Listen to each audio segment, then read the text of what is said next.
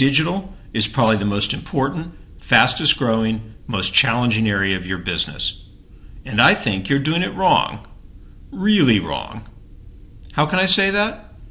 Well, after 15 years spent measuring and optimizing digital programs for everyone from Fortune 500 behemoths, where I mostly work, to pure play digital startups, I've realized almost everybody does it wrong. Digital is hard, and it's especially hard for big enterprise. In this video, I'm going to show you why being good at digital requires fundamental transformation of the enterprise. Not just the creation of some new and challenging capabilities, though there is that, but the integration of those capabilities deep into the very fabric of your company. That's always a huge deal. To explain why most companies struggle with digital, I'm going to tell a story about how decisions get made in the enterprise, from top to bottom, because if you can't make good decisions about digital, you sure enough won't be good at digital. Let's start at the top of the enterprise, where the most important and impactful decisions get made. Like most CMOs I meet, Jillian wants to be more integrated and more customer-focused.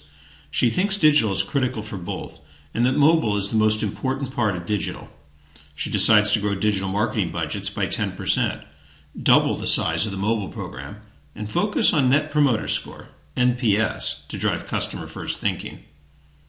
Good decisions? Maybe.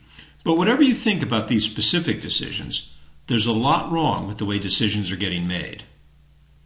First, gut rules. Why a 10% budget increase? Why double mobile? There's no strategic framework driving these decisions, no data helping Jillian estimate what the right amount actually is. The single most important decision she's making, how much money and effort to invest in key areas, is entirely done by gut. Jillian's KPI decisions aren't great either. NPS is a fine metric for some purposes, but in digital, it can be challenging. NPS isn't a great customer-first metric. It's a you-first metric. It's about scoreboard, whether the customer would recommend you, not what the customer wants, needs, or thinks. It's also got a strong brand halo, making it a poor choice for task-specific measurement, and it's vulnerable in digital to sampling issues. Forcing your organization to use NPS top to bottom is almost always a bad idea. Finally, Jillian is talking customer first, but she's not using customer data to drive any of her decisions. I often see senior folks who treat analytics the way politicians treat virtue, something that's good for everyone else. Analytics can't make strategic decisions, but it darn well should inform them. And the key to good analytics at the strategic level is robust analytics around customers and their journey. If top decision makers aren't constantly using and communicating their decisions based on customer journey mapping, robust audience segmentation, and deep and constant voice of customer research, then you're doing it wrong. One step down from the CMO, we have Michael, our digital channel manager.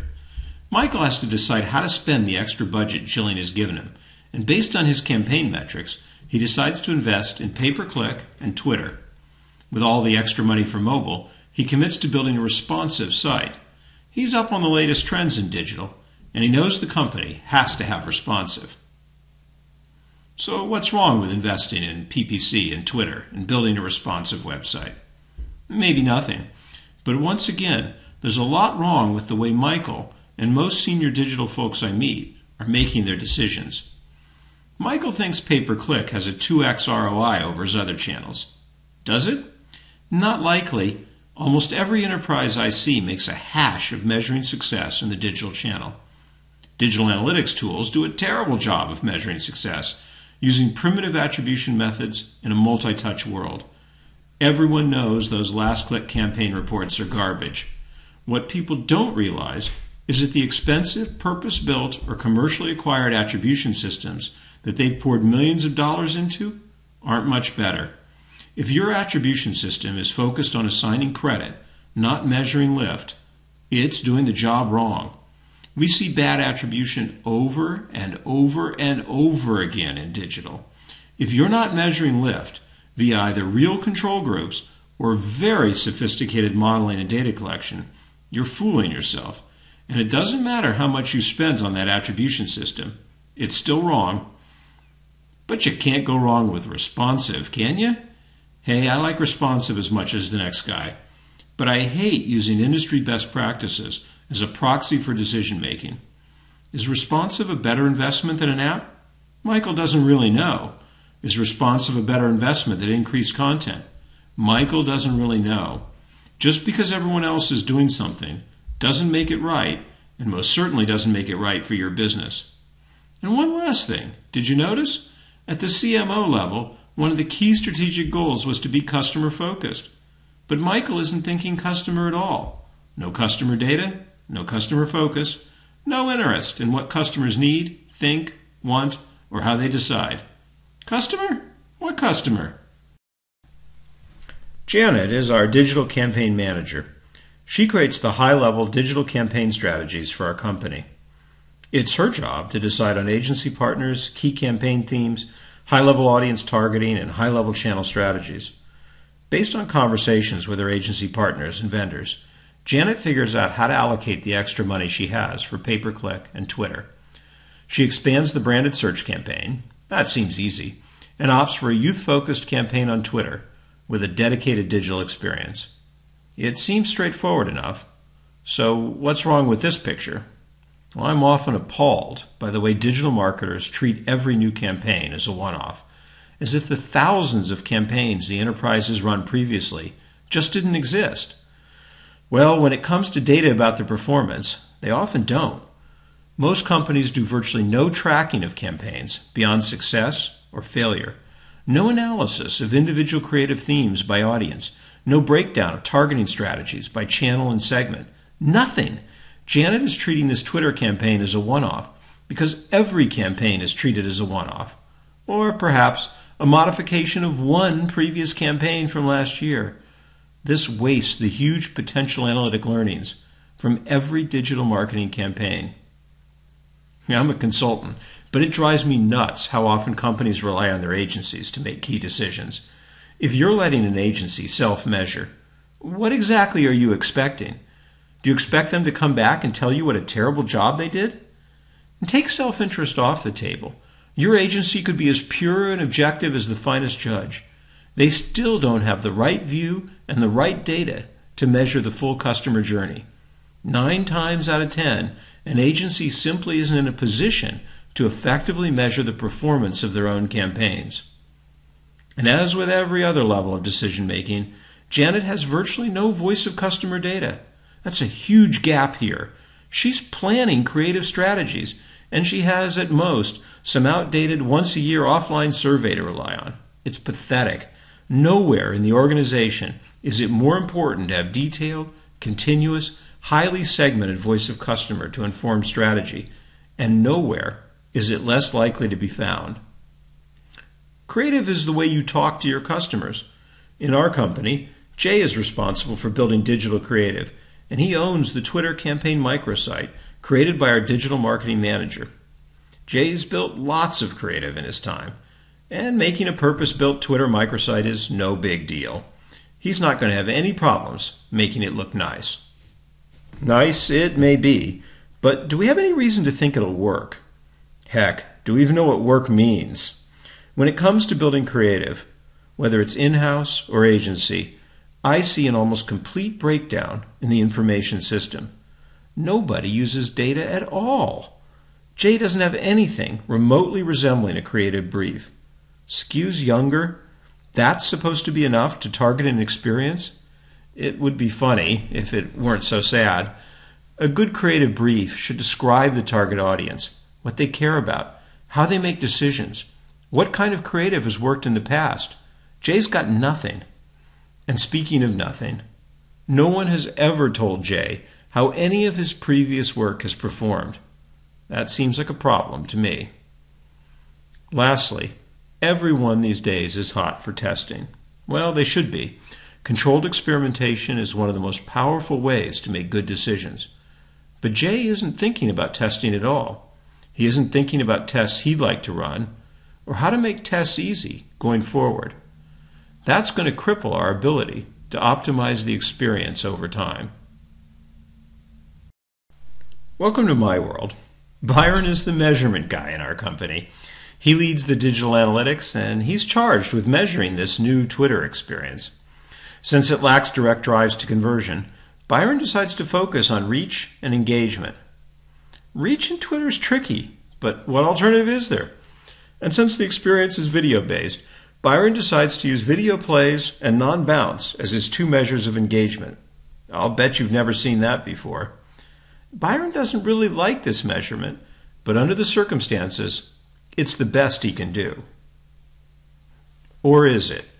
As a measurement person, there's nothing more frustrating than being asked to measure an experience whose business purpose no one can explain. Stupid. And reflective of an enterprise that lacks a cohesive digital and customer strategy driven by journey mapping and analytics. Still, Byron's one-off in his metrics. He's never taken the time or the trouble to create a unified framework for campaign measurement.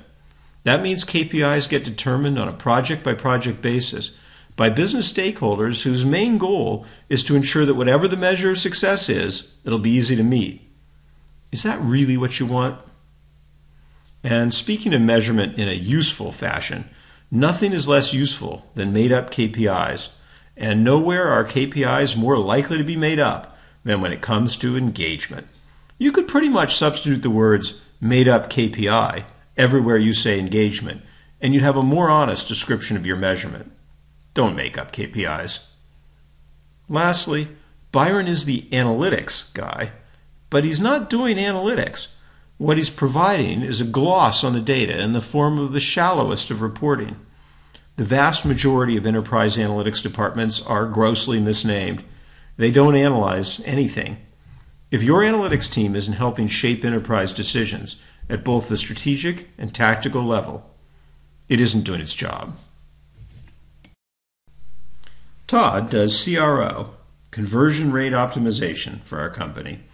If you follow the story of our Twitter marketing campaign, you haven't seen Todd at all, and that's just fine with him. When marketing and brand invest dollars in microsites that aren't supposed to drive conversion, Todd doesn't work on them, and as long as his metrics aren't affected, he's good with that. Now, not every enterprise I see is isolated CRO and user experience from digital marketing, but plenty have, and it's a terrible idea. One time I gave this presentation and someone told me they never expected to see and hear stupid silos in enterprise presentation. Well, not all silos are stupid.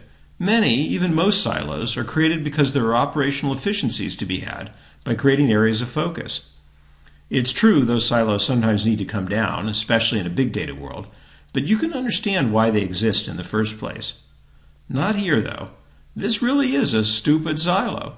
Stupid because if the folks buying digital traffic aren't working hand in hand with the people whose job it is to convert it and the people whose job it is to provide a great experience, then you aren't likely to do a good job at any of these things. Testing, experience, conversion rate optimization, content creation, digital marketing, they're all part of the same thing. There's no need to create these silos in your organization. And where I see them, they almost always lead to bad decisions and bad execution in the digital channel. This is what I see in most of today's enterprise digital, and it's broken from the top on down. Senior decision makers lack any type of strategic analytics support, so they make decisions the good old-fashioned way, from the gut. Worse, since those decisions aren't based on any kind of strategic framework and measurement system, imperatives like customer focus tend to disappear as they travel down the organization. At the next level down, bad KPIs and incomparable metrics and tracking dominate decision-making, except where creative gets built and analytics is conspicuously and completely absent. And finally, in the measurement trenches, I see analytics departments that are too siloed, too focused on reporting, and too willing to let self-serving measurement of success rule the roost. I see this stuff at almost every company I talk to. Even the very best at digital suffer from at least a few of these problems. So here's the question I think you should be asking. Is this you? Because here's the thing, and this is just the simple truth as I see it. When it comes to digital, The vast majority of companies I talk to and work with fail. The organizations I mostly see, they do analytics. They just don't use it to make decisions. The organizations I see have testing departments, but they don't test the right things. They don't use testing to make decisions, and they don't learn from the vast majority of tests they run. The organizations I talk to are all about customer focus, but almost none of them actually listen to the customer. Their voice of customer is all about NPS, not what customers are thinking, feeling, or deciding. And the idea that voice of customer is a tool for decision making, that's utterly foreign. Finally, almost every company I work with has adopted Agile in their digital IT. But somehow, everything they do is still one big waterfall. They've missed the real point of Agile. It's not just about building HTML.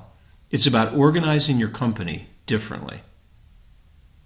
It is possible to do better by rethinking some of the core capabilities around digital, and even more importantly, bringing those capabilities together in a fundamentally different fashion.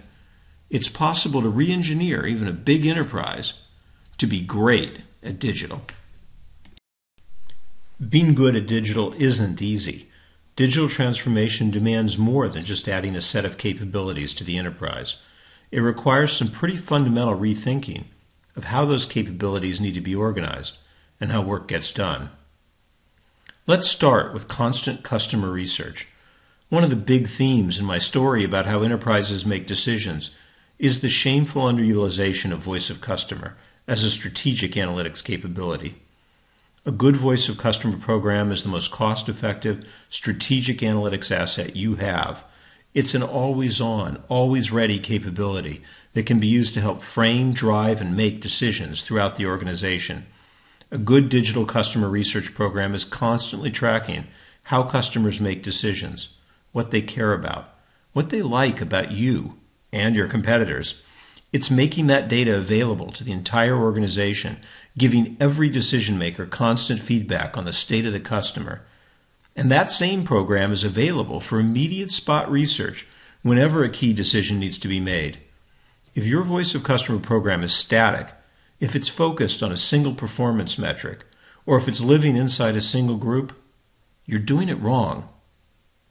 And speaking of doing it wrong, customer experience and journey mapping is another place where big enterprise seems determined to do it poorly. Mostly, I see enterprises treating this as one of those one-off exercises that you hire a big-time consulting company for. No, the customer journey should be the strategic model you use to frame all your decisions and all your analytics. It should be a constant part of your decision-making. Elaborating that journey should be an ongoing activity, with customer journeys continuously described in more detail and with greater segmentation. There isn't one type of customer, there isn't one type of journey. This is much bigger, much harder, and much more important than it seems. If you're doing this right, every strategic decision you make can be placed in the context of a customer journey improvement. Voice of customer provides the focused customer understanding necessary to strategic thinking. Customer experience mapping provides the framework for understanding where and how you can shape the digital business. But analytics provides the meat and potatoes of actually understanding and optimizing every one of those touches. The key to good analytics isn't just having an analytics department. Yes, you need people dedicated to analysis, but even more important than having the people is having a plan. Unguided analysts, like unguided analytics, largely a waste of time. A good analytics plan should lay out exactly which business questions the analytics team is going to answer in the next 6 to 12 months. When you start answering important business questions with analytics, you're on the road to being good at digital. Nearly every organization I work with has invested in a testing team in the last couple of years. But in the vast majority of cases, what I see is that enterprises have gone about this in the worst way possible. I like to recast this whole capability as controlled experimentation, to emphasize that it's not about A/B or MVT testing tools. It's not about software at all. It's about being willing to test your ideas to see what works best. And it can be done in every aspect of digital, from digital marketing attribution to strategic decisions around channels and functionality to the nitty-gritty details of user experience. If you've created a separate testing department and given them responsibility for managing a software tool, you're doing this wrong. Which brings me almost full circle to the ingredient that I think is the single hardest one to get right. We've all heard the platitudes about continuous improvement, but continuous improvement shouldn't be a platitude. It's not a slogan on your wall. It's a way of doing business that takes Agile seriously. Teams build a website, budgets go away, they leave for the next project. That's just stupid. Whether it's a website, an app, a tool, or a content section, if it's worth building, it's worth improving. This takes a fundamental rethinking of the way budgets work, of the way vendors are used and managed, of the way teams are organized. To get digital right, you need to make continuous improvement the guiding principle behind what you do, and you need to have a real method to drive that improvement. Speed is an analytics-driven method we've developed for real improvement in the digital channel. It's like Six Sigma, but custom-built for analytics-driven digital. Putting method and process together to drive continuous improvement is ultimately what it takes to get digital right. Does it demand fundamental change in your organization? Yes. Is it worth it? Yes. Thanks for sticking with me through this video. I hope it's been useful. As you reflect on your digital enterprise, I hope that much of what I've said resonates. We are all still learning how to do this well. I think most people have come to understand the core capabilities that drive digital performance: analytics, experimentation, voice of customer. We have the right tools. What we don't have is the right way of putting those tools together and using them. Doing that is hard, but it's possible and it's worth it. Because if you can mix these ingredients the right way, what you'll get is a decisive competitive advantage, the ability to do digital truly well. In the next video, I'll drill down into the programs necessary to get started on this transformation. You can also drill into individual parts of the story that add color and detail. Thanks for listening.